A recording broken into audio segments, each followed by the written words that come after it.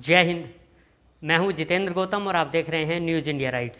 गाज़ियाबाद जिला कारागार में अब मिलाई शुरू हो चुकी है, जो कि कोरोना की वजह से लगभग 1.5 साल से बंद थी।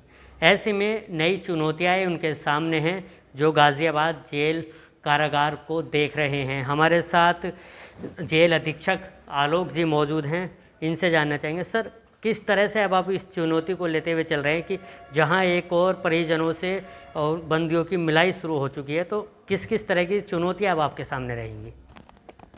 देखिए, जो मुलाकात सामान्यतः होती थी उसे कुछ शर्तों के साथ शासन ने अनुमति दी है शुरू करने की। उसमें पहले जहां विचाराधीन बंदी हफ्ते में 3 बार मुलाकात कर सकता था, अब वो संख्या को घटा के 1 बार कर दिया गया है। अब कोई भी बंदी अपने परिजनों से सप्ताह में 1 बार मुलाकात कर सकता है, और वो भी जो सदस्यों की संख्या पहले 3 थी उसको घटाकर 2 कर दिया गया है। और उसमें जो दूसरी शर्त लगाई गई है कि इसमें RT-PCR की रिपोर्ट 72 घंटे के अंदर की होनी चाहिए। तो हमने जो निर्देश प्राप्त हुए थे उसका अनुपालन हम लोग कर रहे हैं, और RT-PCR रिपोर्ट लेके कोविड के प्रोटोकॉल का पालन करते हुए हम लोग मुलाकात करा रहे हैं। अच्छा सर, अगर किसी के पास RT-PCR की रिपोर्ट नहीं है लेकिन वो कोरोना के दोनों टीका लगवा चुका है, तो उसके लिए क्या प्रावधान है?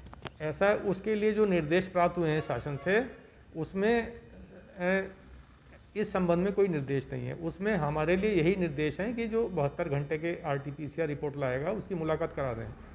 रक्षाबंधन पे भी ऐसे मामले सामने आए थे जिसमें कुछ बहनें आई थी और उनके पास RT-PCR रिपोर्ट नहीं थी, तो हमने उनकी राखी एक लिफाफे में लेके उनके भाइयों को पहुंचा दी, और उनकी मुलाकात संभव नहीं हो सकी क्योंकि ऐसे निर्देश नहीं थे हम लोगों को। अच्छा सर, एक चीज़ और जानना चाहेंगे। WHO का कहना है, और इसके साथ साथ कोरोना पे बहुत से बड़े वैज्ञानिक लगातार नज़र बनाए हुए हैं, वो अपनी तरफ से आंकड़े पेश कर रहे हैं कि नवंबर अक्टूबर में कोरोना की तीसरी लहर आ सकती है। तो उसको लेकर गाज़ियाबाद जेल की क्या तैयारियां हैं? देखिए, उसमें बचाव के लिए 2 चीज़ें महत्वपूर्ण हैं। सबसे पहली चीज़ कि कोरोना के कोविड प्रोटोकॉल जो है निर्धारित है शासन द्वारा, उसका पालन हो, और दूसरा टीकाकरण सबका। तो हम लोगों ने अभी अपने सभी बंदियों का टीकाकरण करा दिया है, 100% वैक्सीनेट कर दिया है। कुछ लोग जो अभी सेकेंड डोज जिनका ड्यू नहीं है, उनका जब ड्यू होगा तब लगा देंगे। बाकी हमने 100% को वैक्सीनेट कर दिया है। बाकी कोरोना का प्रोटोकॉल हम लोग फॉलो कर रहे हैं, सबको मास्क, सोशल डिस्टेंसिंग और ये सब सैनिटाइजेशन वगैरह का महत्व बता रहे हैं और उसका पालन करा रहे हैं। एक आखिरी सवाल और सर, जो नए कैदी लगातार जेल में आ रहे हैं, उनको लेकर किस तरह के दिशा निर्देश हैं आप? नए कैदियों को अभी भी जो जेल के अंदर एक अस्थायी कारागार बनाई गई है उसमें रखा जा रहा है, और जो पूर्व में जो हम लोग जिस तरीके से उनको मुख्य कारागार में स्थानांतरित करने से पहले उनका RT-PCR टेस्ट कराने और अन्य सभी सावधानियों के साथ ही जब वो सब मापदंड पूरे कर रहा है तभी हम उसको मुख्य कारागार में स्थानांतरित कर रहे हैं।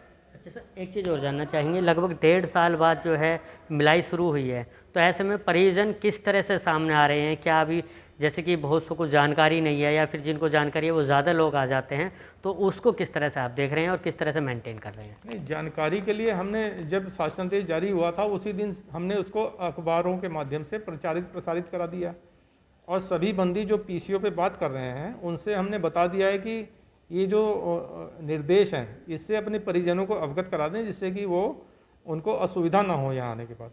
तो हर बंदी जब जान रहा है और वो अपने परिजनों को वही चीज़ बता रहा है, तो उसमें कोई समस्या नहीं आ रही है अभी। तो बिल्कुल देखिए, ये थे हमारे साथ गाज़ियाबाद के जेल अधीक्षक आलोक सिंह जी, जिन्होंने बताया कि किस तरह की उनकी तैयारियां आने वाले तीसरी लहर के साथ साथ जो अब के मौजूदा हालात हैं उसको लेकर चल रही हैं। और सबसे बड़ी बात आपको मैं एक बार फिर बता देता हूं, गाज़ियाबाद की जिला कारागार में एक भी ऐसा कैदी नहीं है जिसको कोरोना के चलते अपनी जान गंवानी पड़ी हो। गाज़ियाबाद से मैं Jitendra Gautam, news India rights.